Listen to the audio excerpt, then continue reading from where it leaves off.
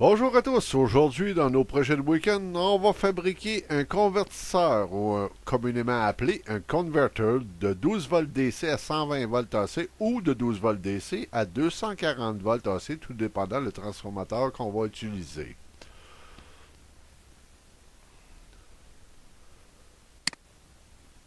Premièrement, on va avoir besoin d'une bonne source d'alimentation, une bonne batterie 12 volts ou plusieurs même batteries 12 volts, tout dépendant de l'autonomie qu'on veut obtenir.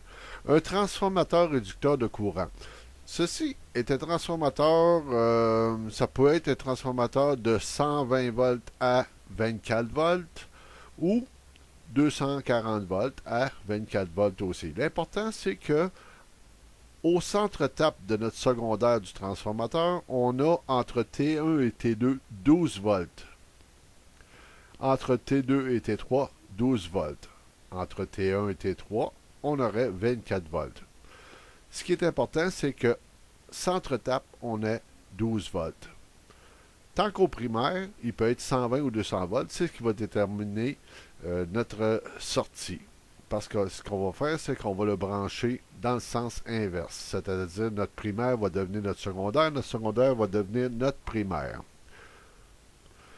Pour réaliser ce circuit, on va avoir besoin de deux circuits intégrés. D'abord, le Trigger Smith, le CD40-106BE, qui contient 6 portes trigger. On en a besoin de juste une, fait qu'on va utiliser les broches 1 et 2. Les broches 7 et 14 servent à l'alimentation. La 7 est le négatif, le ground, et la 14 est notre source 12 volts positif. Et on va avoir besoin d'une bascule flip-flop. La bascule flip-flop est aussi un circuit intégré contenant deux flip-flops. On va utiliser juste le premier, juste la première partie. Le 4013BD. On peut, à la place d'utiliser notre Trigger Smith, on peut aussi utiliser un 555. Ça fait exactement la même chose parce que le Trigger Smith va nous servir de générateur de puces à une fréquence, disons, de 120 Hz si on va avoir une sortie de 60 Hz et de 100 Hz si on va avoir une sortie de 50 Hz. Voici notre schéma. On a notre Trigger Smith.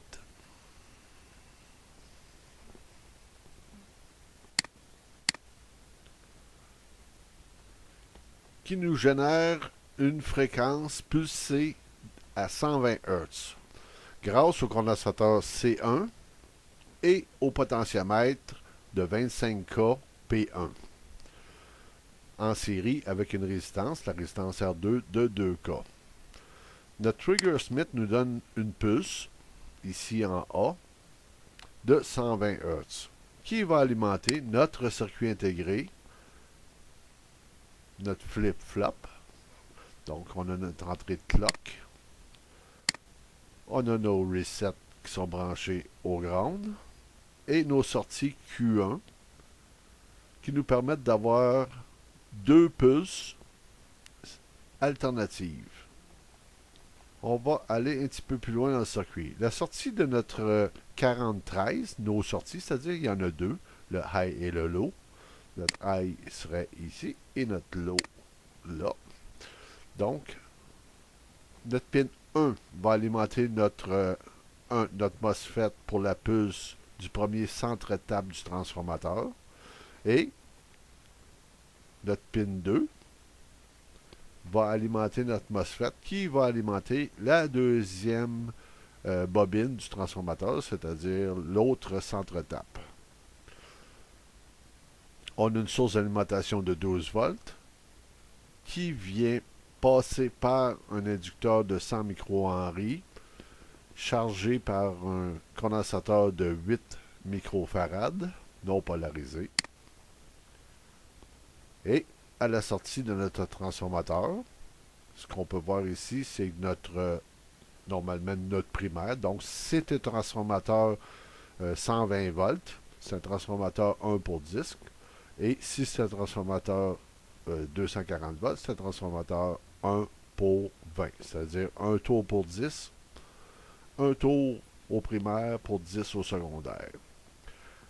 Théoriquement, Ce transformateur est utilisé à l'inverse, c'est-à-dire que le primaire reçoit 110, 120 ou 240 et le secondaire fournit 24 volts, c'est-à-dire 12 volts s'entretape.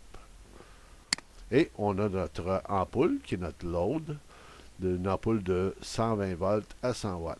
Si on changeait le transformateur, bon, il faudrait changer aussi l'ampoule, mettre une 220 volts.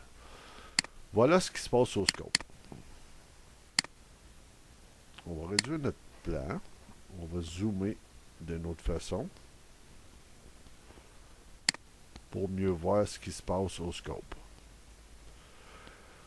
Ici en rouge en bas, on a notre générateur de puces. Donc ça pourrait être un 555, ça ferait exactement la même chose en autant qu'on ait une fréquence de 100 à 120 Hz.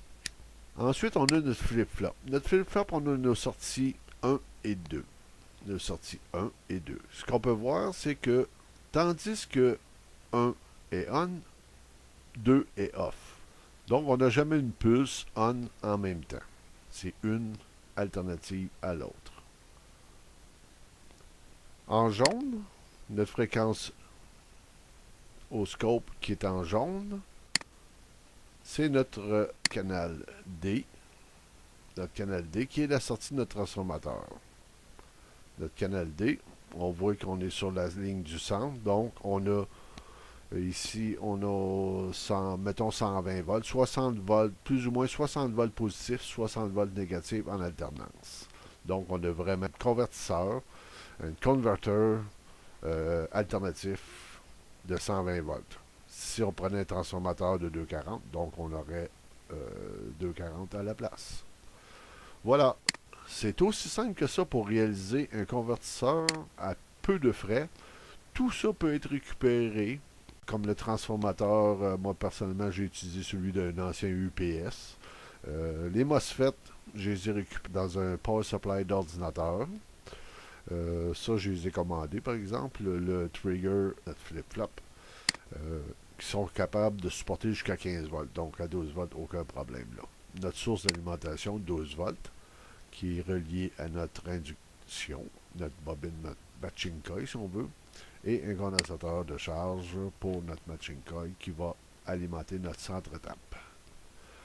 Nos deux MOSFET, on utilise IRFP 260N, qui sont très résistants pour ce genre d'opération. On a deux diodes 1N5349, des diodes Zener de 12 volts pour pas que notre gate dépasse les 12 volts. C'est facultatif.